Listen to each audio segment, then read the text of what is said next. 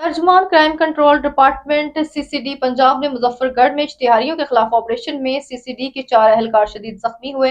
مزید تفصیلات جانتے ہیں بیورو چیف لاہور میاں کبیر احمد سے۔ جی کبیر، اس حوالے سے آگاہ کیجیے گا۔ ترجمان کرائم کنٹرول ڈپارٹمنٹ سی سی ڈی پنجاب مظفر گڑھ اشتہاریوں کے خلاف آپریشن میں سی سی کے 4 اہلکار شدید زخمی۔ انتہائی مطلوب اشتہاریوں کی گرفتاری کے لیے سی سی ڈی ٹیم کا ضلع لیا کے علاقے احسان پورہ میں آپریشن۔ سی سی ڈی مظفر گڑھ نے انتہائی مطلوب اشتہاری اقرار حسین عرف اقراری بھلا اور اس کے ساتھیوں کی گرفتاری کے لیے چھاپہ مارا۔